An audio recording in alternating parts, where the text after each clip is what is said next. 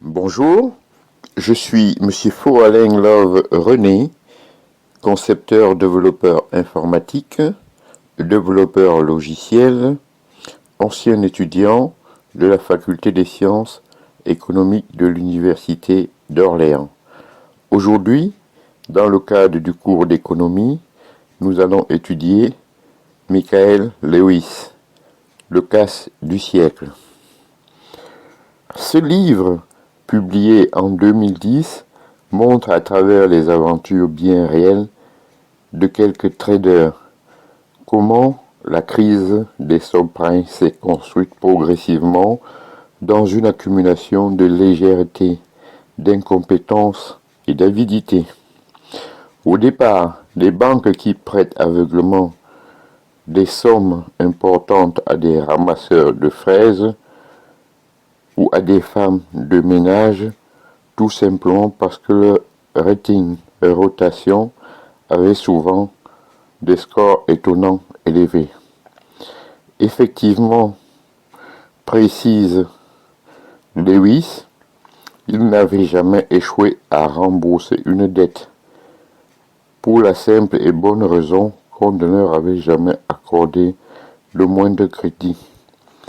Ensuite, l'achat-vente de ces dettes, titrisées dans les MCDO, Collateralized Debit Obligation, à la construction délirante, à l'aveuglement, la complicité des agences de notation, l'incompétence de la SEC, Security and Exchange Commission, l'irresponsabilité des traders.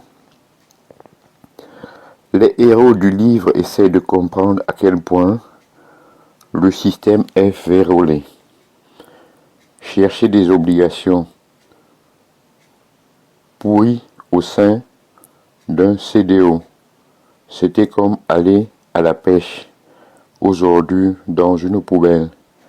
La question n'était pas de savoir si on en trouverait, mais quand on estimerait d'en avoir assez. Il en tire la certitude que la bulle des obligations tritisées ne peut qu'exploser.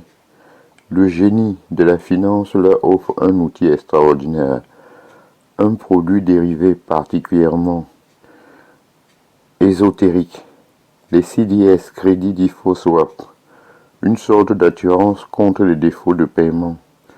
On peut en acheter et en vendre librement.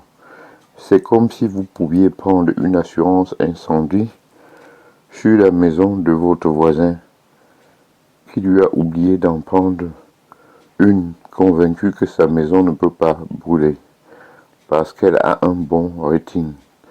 Quand la maison brûle, le CDS vaut de l'or.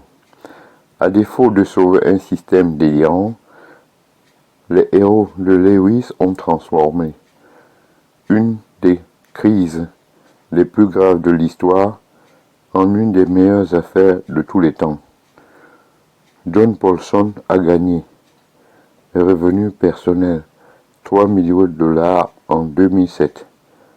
Un peu plus de 8 millions par jour. Je vous en remercie. Bonjour,